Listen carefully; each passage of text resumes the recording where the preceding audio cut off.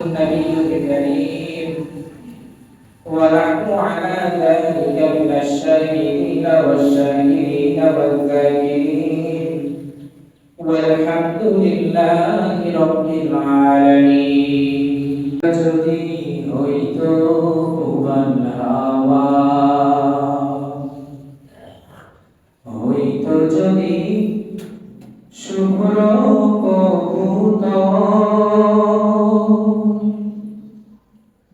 পাখির ডানায় লিখিয়ে দিতাম মদিনার পথে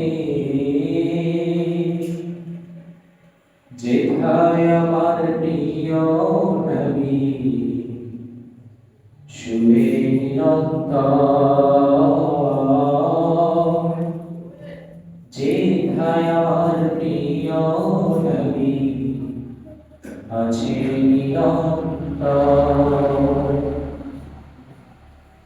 আলহামদুলিল্লাহ সুবহানাল্লাহ মহান রব্বুল ইজ্জত ওয়াল জালাল আলিশান দরবারে অসংখ্য অগণিত শুকরিয়া যে মহান মালিক রব্বুল ইজ্জত ওয়াল জালাল আমাকে আপনাকে পবিত্র জুমার দিন দ্বিতীয়ত পবিত্র রমাদানুল মুবারকের পবিত্র জুমা এই পবিত্র জুমায় পবিত্র দিনে বরকতময় দিনে দুনিয়ার বিভিন্ন ব্যস্ততা থেকে আমাকে আপনাকে মুক্ত করে আল্লাহর ঘর বাইতুল্লাহে জুমার নামাজ আদায়ের উদ্দেশ্যে আগে ভাগে এসে বসে কিছু কথা বলবার এবং শুনবার তৌফিক এনায়েত করেছেন। এই জন্য সেই মহান মালিকের দরবারে সবাই অন্তর অন্তঃস্থল থেকে শুকরিয়া আদায় করছি। সবাই বলছি আলহামদুলিল্লাহ।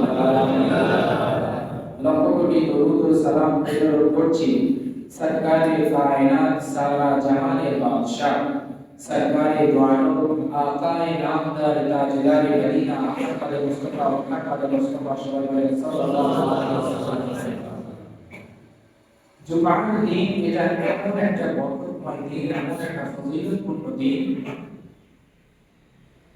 আল্লাহ রাব্বুল আলামিন বলেন আমি জুমার দিন এত পছন্দ করি যে পুরো সপ্তাহের ভিতরে শনিবার থেকে বৃহস্পতিবার পর্যন্ত যত গুনাহগার ব্যক্তিকে আমি ক্ষমা করি, যত কাফিরকে আমি আমার দ্বীনের পথে ডেকে আনি, যত বিধর্মীকে আমার ধর্মের পথে ডেকে আনি, যত মানুষের দোয়া কবুল করে শনিবার থেকে বৃহস্পতিবার পর্যন্ত এই দিনে আল্লাহ পাক রব্বুল আলামিন বলেন শুধু শুক্রবারে শুধু জুমার দিন আমি তার থেকে বেশি মানুষকে ক্ষমা করি বলে সুবহানাল্লাহ। তারপরে এটা আরো রমাদানুল মুবারকের জুমার দিন হাদিসে এসেছে নবী করিম সাল্লাল্লাহু আলাইহি ওয়াসাল্লাম ইরশাদ করেন যে অন্যান্য মাসে ইবাদত করলে যে পরিমাণ সওয়াব পাওয়া যায়, কিছু কিছু ইবাদত এমন আছে যে এই মাসে যদি কেউ ইবাদত করে অন্য দিনের ইবাদত থেকে 70 গুণ বেশি সওয়াব পাবে। সুবহানাল্লাহ। আল্লাহ রাব্বুল আলামিন এই মাসকে কেন্দ্র করে কোরআন শরীফে অনেক আয়াতুল কারিমা নাযিল হয়েছে। তার ভিতর থেকে একটি আয়াত ও একটি হাদিসে কুদসি, দুটি আয়াত একটি হাদিসে কুদসি আপনাদের সামনে তেলাওয়াত করেছি। উক্ত আয়াত ও হাদিসের সামনে থেকে সংক্ষিপ্ত কিছু আলোচনা করব ইনশাআল্লাহ। আল্লাহ পাক রব্বুল আলামিন আমাকে আপনাকে যে দুনিয়ার বিভিন্ন ব্যস্ততা থেকে মুক্ত করে আল্লাহর ঘর বাইতুল্লাহর জায়গা পাশে এসেছে, এগুলো এনেছে শুকরিয়া দেওয়ার দরকার আছে না? বান্দার প্রত্যেকটা জিনিসের উপরে শুকরিয়া আদায় এমন ভাবে করা দরকার যে আল্লাহ পাক রব্বুল আলামিন প্রথমত বলে যে বান্দা কোন একটা জিনিসের সামান্য কোনো একটা জিনিসের শুকরিয়া আদায় যদি তার জীবনের শুরু থেকে মৃত্যু পর্যন্ত করে যারা পরিমাণ শুকরিয়া আদায় হবে না। উদাহরণস্বরূপ আপনি যদি আপনার চোখে শুকরিয়া আদায় করেন, আপনার জন্মের পর থেকে মৌত পর্যন্ত আল্লাহ তুমি আমাকে এই চোখ দিয়েছো, আলহামদুলিল্লাহ আলহামদুলিল্লাহ, মৌত পর্যন্ত যদি আপনি আপনার চোখ, আপনার হাত, আপনার ব্রেন, আপনার বডি, আপনি যে মুসলিম, আপনি যে মুসলমান, এই সমস্ত নিয়ামতের যে শুকরিয়া আদায় যদি করেন, আল্লাহ পাক বলে এই সামান্য একটা জিনিসের শুকরিয়া আদায় করে সারা জীবন ভর করে শেষ করতে পারবেন। বলে সুবহানাল্লাহ। এজন্য আল্লাহ পাকের দরবারে প্রত্যেকটা নিয়ামতের কাছে, প্রত্যেকটা নিয়ামতের জন্য শুকরিয়া আদায় করতে হবে। এই যে আমি আপনি সবার আগে মসজিদে আসছি, এটা কত বড় নিয়ামত, এটা আমি আপনি হয়তো জানি না। জুমার দিনে প্রথম কাতারে নামাজ পড়ার যে কত বড় একটা ফজিলত, এটা যদি কোনো মানুষ নিজের চোখে দেখতে পারতো, বললে তো মানুষ বোঝে না। দুনিয়ার মানুষ গর্ভের পর থেকে নিয়ে, জন্মের পর থেকে যতদিন তার বেবিটাকে হচ্ছে, জন্ম থেকে নিয়ে নামাজ পড়লে এই ফজিলত, কোরআন পড়লে এই ফজিলত, এই জিনিসগুলো মানুষ শুনতে শুনতে মানুষ এখন প্রত্যেকটা মানুষ আলেম হয়ে গেছে। যারা জীবনে মাদ্রাসায় পড়ায়নি, তাদেরকে নামাজ পড়লে কি সওয়াব, নামাজ পড়লে জান্নাতে যাবে, এই জিনিসটা এখন সমস্ত মানুষই জানে। তাহলে ভালো করে খেয়াল করে দেখেন, যদি কোনো মানুষ এই আমলগুলো নিজের জন্য একটাবার দেখতে পারত, তারা নামাজ কাজা তো দূরের কথা, তারা এই জুমার নামাজে শুধু নামাজ পড়ে দৌড়ে যাওয়া তো দূরের কথা, সামনে কাতারে বসানোর জন্য টিকিট কেটে কেটে বসাতে লাগতে পারে। কিন্তু আমি আপনি জানি না যে জুমার দিনে নামাজে আগে ভাগে আসার কোনো ফজিলত, নামাজ জামাতের সাথে আদায় করার কোনো ফজিলত, এটা আমরা জানি। এই যে আমাদের আসলে পারছি শুকরিয়া আদায় করতে হবে। আল্লাহ পাক রব্বুল আলামিন বলে, বান্দা নিয়ামতের ভিতরে থাকার সময়, নিয়ামতের ভিতরে আছে, এই সময় যদি শুকরিয়া আদায় না করে, তাহলে আমি আল্লাহ ওই নিয়ামত ওই বান্দার উপরে বেশিক্ষণ রাখি না। কেন? আপনি অনুগ্রহ করে কোনো ব্যক্তির কাছে একটা ভালো জিনিস রাখছেন, সেটা সঠিক ব্যবহার যদি সে না করতে পারে, আপনি মালিক হয়ে কখনো চাইবেন না যে তার কাছে ওই জিনিসটা দীর্ঘ সময় থাকুক। কেন? যে তার কাছে ওই জিনিসটা নিরাপদ নয়। কেন নিরাপদ নয়? কেননা সেই জিনিসটা সে সঠিক ব্যবহার করতে পারছে না। ঠিক একই রকম ভাবে আমাকে আপনাকে যে দিনের সঠিক বুঝ দিয়েছে আল্লাহ রব্বুল আলামিন, আমাকে আপনাকে এই সঠিক বুঝটা যদি আমি আপনাকে ভালোভাবে কাজে লাগাতে না পারি, তাহলে একটা সময় দেখা যাবে কি যে মানুষ আগে ভালো ছিল, কিন্তু আস্তে আস্তে সে দিনের পথ থেকে সরে পথভ্রষ্ট হয়ে যাচ্ছে। এরকম অনেক নজির আছে যে আগে অনেক ভালো ছিল, এখন ভালো নাই। কেন? যে তারা আল্লাহ পাক যে নিয়ামতের ভিতরে রাখছে, এই নিয়ামতের ভিতরে থাকার পরেও তারা শুকরিয়া আদায় করে না। এই জন্য আল্লাহ পাকের প্রত্যেকটা নিয়ামতের শুকরিয়া আদায় করা দরকার আছে না নাই? নিয়ামতের শুকরিয়া আদায় করতে হবে। আরে আল্লাহ পাক রব্বুল আলামিন আমাকে আপনাকে কত ভালো রাখছে জানেন? আমরা তো খেয়াল করি না এই বিষয়গুলো। আমি আপনি সারাটা দিন রাস্তাঘাটে চলে, সারাটা দিন ব্যবসা বাণিজ্য করার পরে আমাদের নিজের যে অবাঞ্ছিত খাবারগুলো যেগুলো আছে আমরা খাই না, ফেলে দেই। আল্লাহ পাক রব্বুল আলামিন আমাকে আপনাকে কত ভালো রাখছে, এই ফেলে দেওয়া খাবারগুলো আমরা যে ফেলে দেই, মাগরিবের পরে ইশার পরে কিছু মানুষ আছে, তারা ওই সময় বাড়ি থেকে বের হয় আমার আপনার ফেলে দেওয়া খাবারগুলো খোঁজার জন্য। বের হয় না? আল্লাহ পাক রব্বুল আলামিন ওই সমস্ত মানুষদের থেকে আমাকে আপনাকে যে এখন পর্যন্ত ভালো রাখছে, এগুলো শুকরিয়া আদায় করতে হবে না? কোনো একটা জিনিসের শুকরিয়া আদায় করে শেষ করতে পারবেন না। আলহামদুলিল্লাহ, হামদে বরকত এই মাকে না এমন ভাবে শুকরিয়া আদায় করতে হয়, মাওলা তুমি যে আমাকে এই নিয়ামতের ভিতরে রাখছো, আমি এই নিয়ামতের যোগ্য না। মাওলা তুমি যে আমাকে রাখছো, তোমার কাছে লক্ষ কোটি শুকরিয়া আদায় করি, আমাকে বহুত পর্যন্ত এই হালতে রাখো। এরকম ভাবে প্রত্যেকটা জিনিসের নাম তুলে ধরে শুকরিয়া আদায় করতে হবে। যাই হোক, যে আয়াতে কারিমা আপনাদের সামনে তেলাওয়াত করেছি, আল্লাহ পাক রব্বুল আলামিন বলেন, ইয়া আইয়ুহাল্লাযীনা আমানু কুতিবা আলাইকুমুস সিয়াম কামা কুতিবা আলাল্লাযীনা মিন ক্বাবলিকুম লাআল্লাকুম তাত্তাকুন। আমি আপনাদের যে প্রমাণ পেয়েছি, অনেকেই দেখবেন যে আমাদের সাথে ছিল গত বছর বা তার আগের বছর ছিল, কিন্তু তারা এই রমজানে আমাদের সাথে নেই। অনেক জায়গাতে এরকম আছে।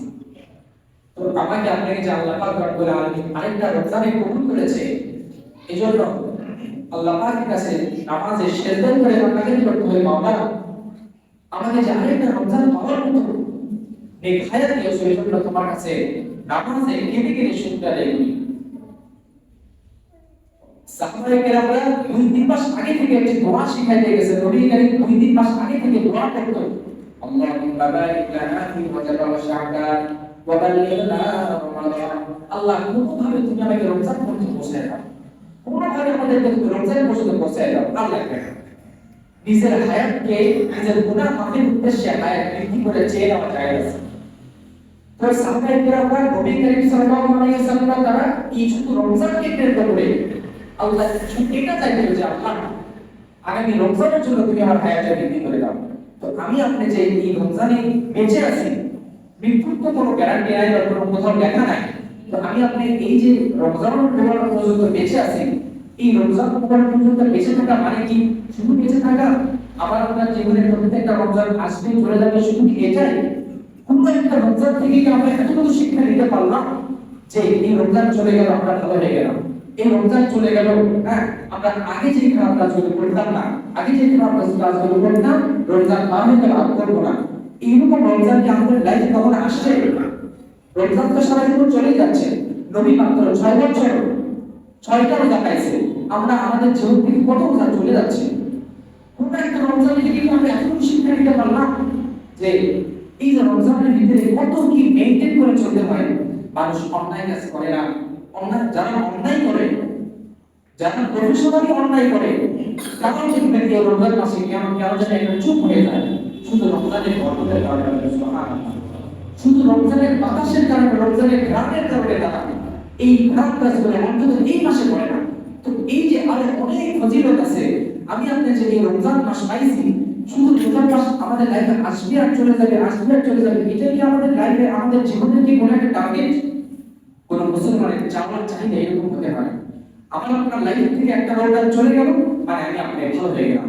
নবী করিম সাল্লাল্লাহু আলাইহি ওয়াসাল্লাম ইরশাদ করে, আমার উম্মত একটা রোজা পাইল, সারা 30টা রোজা রাখলো, তারাবির নামাজ পড়লো, 5 ওয়াক্ত নামাজ জামাতের সাথে আদায় করলো, রমজান মুবারক পাইল, কিন্তু নিজের গুনাহকে ক্ষমা করে দিতে পারলো না, নিজেকে মাফ করে দিতে পারলো না, ওই উম্মতটি ধ্বংস হয়ে যায়। বলেন নাউজুবিল্লাহ।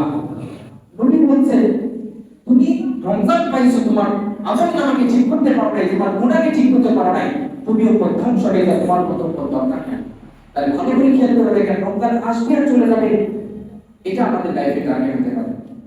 প্রত্যেকটা মুসলমান পাগল যদি হয়ে থাকে, সেও চায় আমার স্থানটা মৃত্যুর জান্নাতে হোক, এটা চায় না? সবাই চায়। কিন্তু কেন আমরা চাই কিন্তু জান্নাতি কাজ করতে চাই না? এটা কেন? এটা আমাকে আপনাকে বুঝতে হবে, এটা আমাকে আপনাকে নিজের ব্রেইনে প্রশ্ন করতে হবে। আমার লাইফে তো কত রমজান চলে গেল, বালের হয়ে গেলাম, বিবাহ করলাম, বাচ্চা হয়ে গেল, বাচ্চাও আমার বিয়ে দিতে হবে, কত কি চলে যাচ্ছে, প্রত্যেকটা রমজান চলে যাচ্ছে। একটা রমজান থেকে তো আপনি এতটুকু শিক্ষা নিতে পারলাম না যে এই রমজান থেকে আমি একটা জিনিস ক্যাপচার করলাম যে নামাজ রাখা হবে। এই রমজান থেকে আমরা এতটুকু শিক্ষা নিলাম যে আগামী 20 রোজা আমরা কাজা করবো না। এই রমজান থেকে আমরা এতটুকু শিক্ষা নিলাম যে প্রতি সোমবার আর বৃহস্পতিবার রোজা আমরা কাজা করবো না। এইরকম কি কোনো একটা শিক্ষা আমরা নিতে পারছি এই যাবত কালে? আরে নবী করিম সাল্লাল্লাহু আলাইহি ওয়াসাল্লাম বলে আল্লাহ পাক রব্বুল আলামিন বেশি আমলকে পছন্দ করেন না। পছন্দ করেন না বেশি আমলকে। কেন? বেশি আমল করতে করতে মানুষের ভিতরে একটা অহংকার আসতে পারে। আল্লাহ পাক ভালো আমল পছন্দ করেন। আল্লাহ পাক কি করে? ভালো আমলকে পছন্দ করেন। বেশি আমল করতে করতে মানুষ একটা কাজ ভুল করতে পারে, এটা দরকার নাই। কিন্তু আপনি রেগুলার কন্টিনিউ একটা আমল করেন, যে আমলটা শুধু আল্লাহকে রাজি খুশি করার উদ্দেশ্য হবে, যে আমলটা শুধু আল্লাহকে পাওয়ার জন্য হবে, যে আমলটা শুধু আপনার নবীকে পাওয়ার জন্য হবে, যদি আমরা এটা করতে পারি, দেখবেন আমার আপনার লাইফটা এমন হয়ে গেছে যে আমি আপনার প্রত্যেকটা জিনিস করতেছি বরকত বরকত বরকত হয়ে যায়। বলেন সুবহানাল্লাহ। আল্লাহ পাক রব্বুল আলামিন কোরআনে হাকিমে বলেন, ইয়া আইয়ুহাল্লাযীনা আমানু কুতিবা আলাইকুমুস সিয়াম কামা কুতিবা আলাল্লাযীনা মিন ক্বাবলিকুম লাআল্লাকুম তাত্তাকুন। আল্লাহ পাক রব্বুল আলামিন বলে, বান্দারে তোমরা এটা মনে করো না যে এই রমজান তোমাদের উপরে হঠাৎ করে চাপাই দিলাম। তোমরা এটা মনে করো না যে রমজান মুবারক হয়তো আমাদের এটাই হয়তো শুরু, এর আগে হয়তো রমজান ছিল না। আরে আল্লাহ পাক রব্বুল আলামিন বলে, ইয়া আইয়ুহাল্লাযীনা আমানু কুতিবা আলাইকুমুস সিয়াম। আল্লাহ পাক বলে, হে মুসলমান বান্দা, হে মুমিন বান্দাগণ, তোমাদেরকে পরিশুদ্ধি করার জন্য, তোমাদের গুনাহকে মুক্ত করার জন্য রমজানুল মুবারক এটা এখন থেকে নাযিল হয় নাই।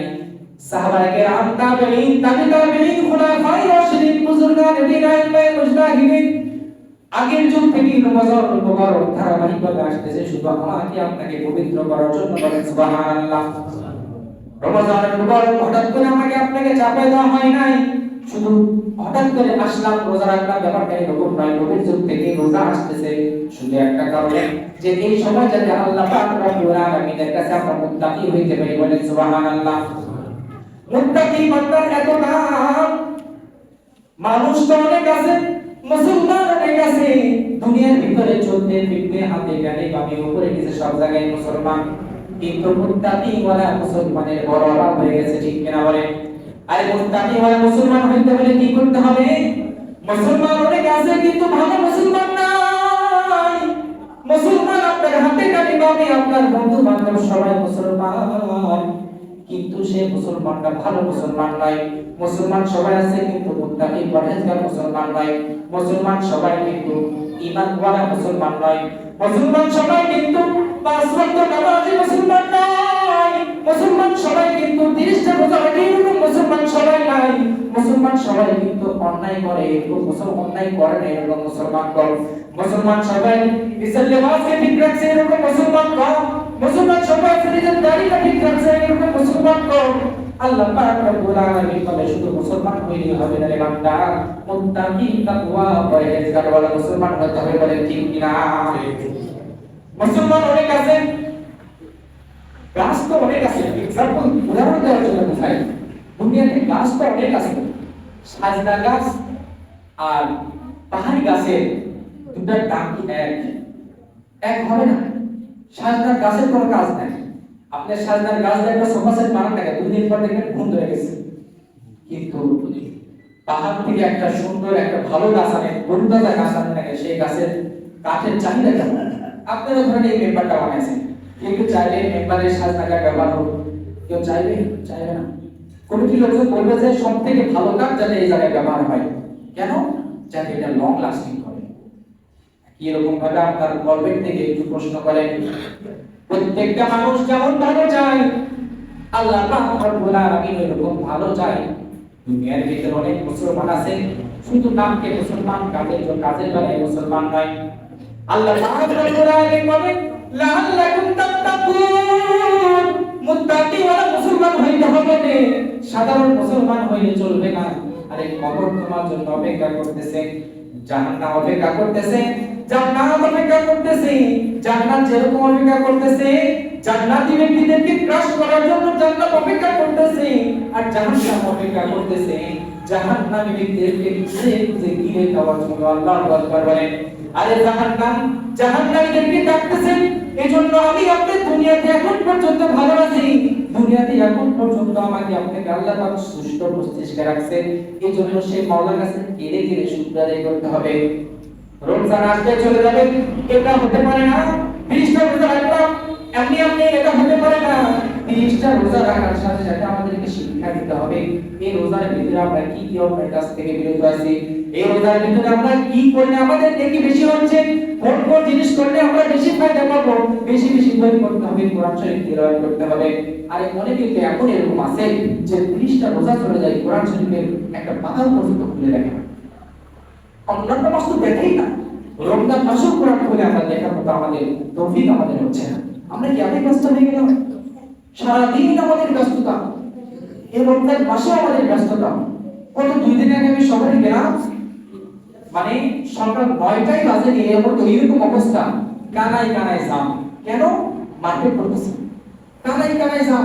শুক্রবার দেখেছি মানে একটা কষাই গরুর দোকানে মানে 10 মিনিট 20 মিনিট 30 মিনিট পর একটা একটা করে গরু জমা হয়ে যাচ্ছে। কোন যাচ্ছে এগুলো বুঝতে হবে। শুধু কি আমাদের জীবনটা এইরকম? রমজান কি শুধু এইরকম যে রমজান আসলে ভরপুর বাজার করলাম, হ্যাঁ রমজান আসলে একদম আলিশান ভাবে চললাম, রমজান চলে গেল?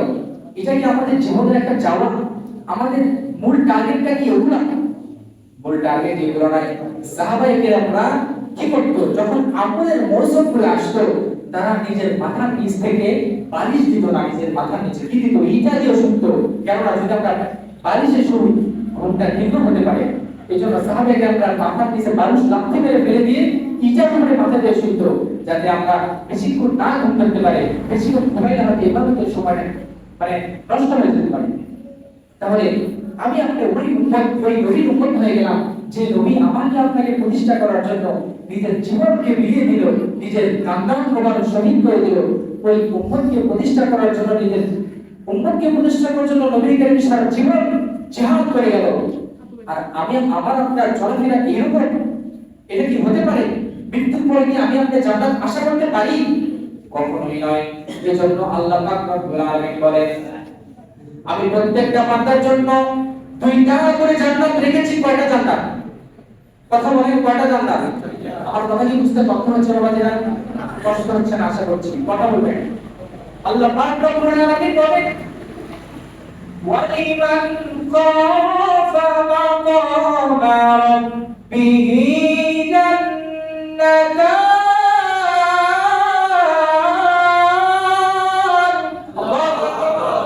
আল্লাহ পাক রব্বুল আলামিন বলেন, আমি প্রত্যেকটা বান্দার জন্য দুইটা করে জান্নাত রেখেছি।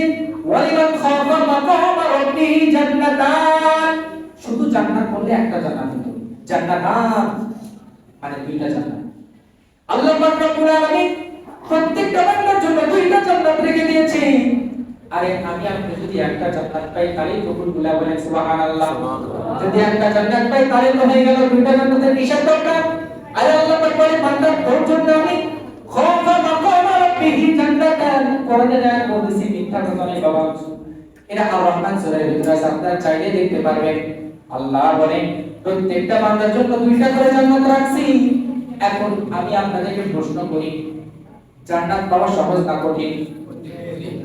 কেউ বলে কঠিন, কেউ বলে সহজ। আমি বলি জান্নাত পাওয়া কোনোভাবেই কঠিন নয়, সহজ। বলে সুবহানাল্লাহ। আল্লাহ পাক রব্বুল আলামিন আমাকে আপনাকে জান্নাতে প্রবেশ করানোর জন্য, আমাকে আপনাকে জান্নাতে নেওয়ার জন্য, আমাকে আপনাকে আল্লাহর দরবারে কবুল করার জন্য এমন এমন কিছু ইবাদত রাখছে, এমন কিছু মৌসুম রাখছে, এমন কিছু অফার মাস ইবাদতের জন্য রাখছে। এই সময় যদি আমরা ভরপুর ইবাদত করি আর এই ইবাদতের সময়টা যদি আমরা দীর্ঘ সময় রাখতে পারি, আল্লাহ পাক রব্বুল আলামিন বলে, তাহলে তোমার জন্য এই দুইটা জান্নাত। বলেন সুবহানাল্লাহ। আরে আল্লাহ পাক আমাকে আপনাকে যে জান্নাতে নিতে চায় সেটা কিভাবে দেখেন? কোন বান্দাকে আল্লাহ চাইলে জাহান্নামে দেবে। যদি কোন বান্দা জাহান্নামী হয়েও যায়, আল্লাহ পাক রব্বুল আলামিন বলে যে ওই বান্দার নামটা একটু চেক করো, যে ওই বান্দার নামটা কি ভালো না খারাপ। হয়তো আপনি জাহান্নামী হয়ে গেছে, কিন্তু দেখেন আল্লাহ মায়ের আল্লাহ আমাকে আপনাকে জাহান্নামে দেওয়ার জন্য বানায় নাই। এই বান্দা ভালো করে একটু খেয়াল করে দেখেন, আমাকে আপনাকে জাহান্নামে দেওয়ার জন্য বানায় নাই। আমার সাথে আপনার সাথে আপনার সাথে কোনো শত্রুতা নাই। আল্লাহ আপনাকে শত্রুতা করে বানাই নাই। যদি বানাইতো তাহলে শেষ নবীর উম্মত বানাইতো না, আমাদেরকে পরে ইসরায়েলের সময় পাঠাইতো। আমি আপনি মায়ের গর্ভে কোনদিন, মায়ের গর্ভের ভিতরে কোনদিন সৃষ্টি করি নাই। মায়ের গর্ভের ভিতরে কোনদিন আল্লাহর কাছে এরকম ফরিয়াদ করি নাই, হে বাবা আমাকে শেষ নবীর উম্মত বানাইতে হবে, আমাকে অন্য কোন নবীর সময় দেওয়া যাবে না, আমাকে শেষ নবীর উম্মত বানাইতে হবে। আর এই যে নবীর উম্মত হওয়ার জন্য অন্যান্য নবীরাও পর্যন্ত গেছে। বলেন সুবহানাল্লাহ। আমি আপনি কোনদিন তো আল্লাহর কাছে লিখিত দরখাস্ত পাঠালাম না যে আল্লাহ আমাকে শেষ নবীর উম্মত বানাইতে হবে, আমাকে শুধু শেষ নবীর উম্মত বানাইলে চলবে না, আমাকে মুসলমান বানাইতে হবে। শুধু মুসলমান বানাইলে চলবে না, আমাকে পাঁচ ওয়াক্ত নামাজি ওয়ালা বানাইতে হবে, আমাকে রোজাদার ব্যক্তি বানাইতে হবে, আমাকে মুসলমান বানাইতে হবে। এই কথা আমি আপনার আল্লাহ পাকের দরবারে বলি নাই, কিন্তু আল্লাহ পাক রব্বুল আলামিন আমাকে আপনাকে দয়া করে ওই শেষ নবীর উম্মতটাও বানাইলো। শুধু তাই বললো না, শুধু মুসলমান বানাইয়া নামাজি বানাইছে। বলেন সুবহানাল্লাহ। মানুষ তো অনেক আছে, কেউ যায় রেখে মন্দিরে পূজা করতেছে, কেউ যায় রেখে মসজিদ ভাঙতেছে, কেউ যায় রেখে কোরআন শরীফ লাথি মারতেছে। নাউযুবিল্লাহ। মানুষ তো অনেক আছে, মানুষ অনেক নাই। আমি আপনি এই কাজগুলো কেন পারি না? কেন এই জিনিসগুলো শুনে আমাদের খারাপ লাগে?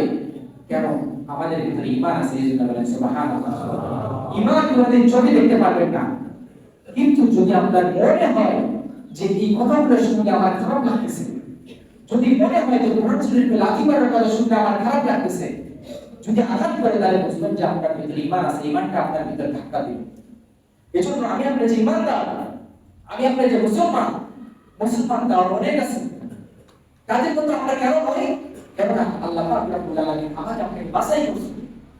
জমির ভিতরে তো ধান অনেক হয়, জমির ভিতরে ধান তো অনেক হয়, কৃষিরা যারা কৃষি কাজ করে তারা তো এরকম করে না যে একটা গাছের গোড়ার ভিতরে 10টা খাবার বেশি দেয়, এরকম করে। তারা তো একভাবে খাবার দিয়ে যায়, তারা তো একভাবে খাবার দিয়ে যায়, কিন্তু সেখান থেকে সব ধান কি কাজে লাগে? সব ধান কাজে লাগবে না। কোন ধান হবে তার ভিতরে কোনো কিছু থাকবে না, পাতা। কোন ধান থাকবে ঠিক আছে, কিন্তু কালো হয়ে যাবে। কোন ধান থাকবে ঠিক আছে, সেটা একদম পরিপূর্ণ হবে। এরকম থাকে না? এরকম থাকবে। নবীর উম্মতের ভিতরেও ঠিক এরকম কোন পাতারের মতো হয়ে থাকবে, শুধু বডি থাকবে, ভিতরে খোসা। এরকম উম্মত থাকবে। কোন উম্মত থাকবে বডি ঠিক আছে, বডি লিবাস ঠিক আছে, সুন্দর পারফিউম মেরে বের হবে, লিবাস সুন্দর, তার চলাফেরা সুন্দর, কিন্তু ভিতরে কি কালো, তার ইমানটা নষ্ট হয়ে গেছে। নেশা করতে করতে, মিথ্যা কথা করতে করতে তার ভিতরে পচে গেছে, কিন্তু দেখতে মনে হয় খুবই সুন্দর। এরকমও থাকবে। আর কিছু মানুষ আছে, আল্লাহ পাক রব্বুল আলামিন বলে, বান্দা আমার কাছে গ্রহণযোগ্যতা পাইতে হইলে তোর চেহারা সুদের দরকার নেই। বলে সুবহানাল্লাহ। বেলাল, যে বেলালের চেহারা কেমন কুৎসিত ছিল, মুখ দিয়ে ভালোভাবে কথা বলতে পারত না, বেলালের জবান দিয়ে ভালোভাবে উচ্চারণ ঠিকভাবে হতো না, তার লিবাসটাও ঠিক ছিল না, কিন্তু ওই বেলাল আযান দেয় নাই বলে আসমানে সূর্যটাও পর্যন্ত ওঠে নাই। বলে সুবহানাল্লাহ। তাহলে আল্লাহর কাছে প্রিয় হতে হলে, আল্লাহর প্রিয় বান্দা হতে চাইলে সুন্দর লিবাসের দরকার আছে। কি দরকার? বিকলবি সালিম, পরিষ্কার অন্তর হয়ে আল্লাহ পাক রব্বুল আলামিন আমাকে আপনাকে যথেষ্ট করে দিবেন। আল্লাহ পাক শুধু তাকে পরিষ্কার অন্তর ওয়ালা বান্দা, পরিষ্কার অন্তর ওয়ালা মুসলমানকে, আমি ওই লিবাসদারি মুসলমানকে দেখব না। আমি কোটি টাকা দামি গাড়ি বাড়িতে থাকি, আমি এটা দেখব না। যদি এটা দেখতাম, মৃত্যুবরণ করার পরে আমি এরকম নির্ধারণ করে দিতাম যে ওমর কোটিপতি মারা গেছে, কার কবরের ভিতরে কত বেশি সোনা দিয়ে ঘেরাও করা আছে, আমি এটা দেখতাম। কোটিপতি হন আপনি, পুরো পৃথিবীর মালিক হন, বিল গেটস হন, আপনার কবরের ভিতরে 3 টুকরা কাপড় ছাড়া অন্য কোনো কাপড় যায়? তার মানে আল্লাহ পাক রব্বুল আলামিন আপনার বাহিরের জিনিস দেখবে না, বিকলবিন সালিম, শুধু অন্তরটা দেখবে যে ভিতরে কি আছে। আপনার সুন্দর চামড়া দেখবে না, চামড়া ভুলে পচে শেষ হয়ে যাবে, আপনার কলটা জাগ্রত হয়ে যাবে, আপনার কল দেখবে শুধু। এই জন্য লেবাস সুন্দর করে নিজের পরিবার পরিজন আনুষঙ্গিক যে ব্যাপারগুলো আছে এগুলো সুন্দর করার থেকে আমি আপনি যদি আমার আপনার কলকে সুন্দর করতে পারি, দেখবেন আল্লাহ পাকের কাছে আমি আপনি লাআল্লাকুম তাত্তাকুন মুত্তাকি হয়ে যাবেন। সুবহানাল্লাহ। আর মুত্তাকি কখন হতে পারবে? যখন এই যে রমজান মাস আসছে, আরো কয়েক মাস আছে। এখন যেহেতু রমজান মাস, এটাকে নিয়ে আমাকে আপনাকে কথা বলতে হবে। এখন যেহেতু রমজান মাস, এই রমজান থেকে আমাকে আপনাকে শিক্ষা দিতে হবে যে রমজান আমাকে কি শিক্ষা দিচ্ছে, এই রমজান থেকে আমরা কি কি নিচ্ছি। রমজান থেকে আমরা কি নিচ্ছি? কোরআন তিলাওয়াত, নামাজ, ভালোভাবে চলা, অন্যায় কাজ কম করা। অন্যায় কাজ তো একদম করা হারাম, কিন্তু অন্যান্য মাসের তুলনায় এই মাসগুলোতে অন্যায় কাজ থেকে বিরত থাকা অন্যান্য একটা অন্যতম একটা ফজিলতের কারণ করে। সুবহানাল্লাহ। মুসলমান কোনো মানুষ আছে, তারা চাইলেও অন্যায় কাজ করতে পারবে, কিন্তু কি তারা করে না। কি জন্য করে না? যে আল্লাহ পাক রব্বুল আলামিন আমাদের দেখছে, আল্লাহ পাক এই জিনিসটা সবথেকে বেশি পছন্দ করে। তো যাই হোক, আমাদেরকে আমার মূল একটা মেসেজ দেওয়ার উদ্দেশ্য যে রমজান থেকে আমরা কি শিক্ষা নিচ্ছি। বিগত জীবনের মধ্যে আমরা আমাদের রমজান কি আসবে আর চলে যাবে, এটা কি আমাদের জীবনের একটা লাস্ট পর্যায়ের একটা অ্যাচিভমেন্ট, একটা চাওয়া কি আমাদের এরকম? এটা কখনো নয়। আমরা এই রমজান থেকে এই শিক্ষা নিচ্ছি যে আল্লাহ পাক রব্বুল আলামিন মুত্তাকি পরহেজগার করার জন্য রমজান পাঠাইছে। আমি আপনি অবশ্যই মুত্তাকি হব ইনশাআল্লাহ। বলেন ইনশাআল্লাহ। কিভাবে মুত্তাকি হব? কোরআন তিলাওয়াতের মাধ্যমে, 30টা রোজা রাখার মাধ্যমে, মানুষকে ইফতারি করার মাধ্যমে, মানুষকে সহযোগিতা করার মাধ্যমে, ঈদে মানুষকে দামি দামি সুন্দর সুন্দর কাপড় কিনে দেওয়ার মাধ্যমে, মসজিদ মাদ্রাসাতে দান সদকা করার মাধ্যমে, যাকাত ফিতরা দেওয়ার মাধ্যমে আমি আপনি মুত্তাকি হয়ে যাব। সবাই বলেন ইনশাআল্লাহ। পারবো না? যদি আমি আপনি না পারি, এই রমজান মাসেও যদি আমি আপনি এতটুকু কাজ করতে না পারি, দেখবেন অন্যান্য মাসে আমার আপনার দ্বারা মনে হয় আর সম্ভব না। কেননা মৌসুমের ভিতরে যদি কেউ আম না খায়, অন্যান্য মৌসুমে চাইলে আম পাবে। ভরপুর মৌসুম, এখন এবার ভিতরে ভরপুর একটা মৌসুম, একটা ইবাদত করবেন 70 গুণ সওয়াব বেশি হবে। সেই মাসে যদি আপনি ইবাদত না করি তাহলে অন্য মাসে কি ইবাদত করার মন চাইবে? চাইবে না। কখন চাইবে? যখন দেখবেন মা মারা গেছে, বাবা মারা গেছে, ওই পরবর্তী 3 দিন আমাকে আপনাকে মসজিদে আসতে হবে, নাহলে মানুষ খারাপ করবে। এই হচ্ছে আমাদের আপনার ইমানের অবস্থা। এজন্য নিজের অন্তরকে ভালো করে প্রশ্ন করেন, আমার কথা শেষ, নিজের কলকে প্রশ্ন করেন। আমার আপনার লাইফে প্রত্যেকটা রমজান আসবে আর যাবে, যদি এটাই হয়ে থাকে তাহলে মনে করেন আমার আপনার স্থানটা জাহান্নাম। এজন্য স্থানকে পরিবর্তন করাইতে হবে, নিজের চাওয়াকে পরিবর্তন করতে হবে। জান্নাতে যেতে হলে জান্নাতি কাজ করতে হবে। মানুষ যদি এখান থেকে সাবগ্রাম যাওয়ার রাস্তায় সাবগ্রাম না যায়, যদি গাড়ি সারেগানের দিকে চলে যায়, সাবগ্রাম কি যেতে পারবে? পারবে।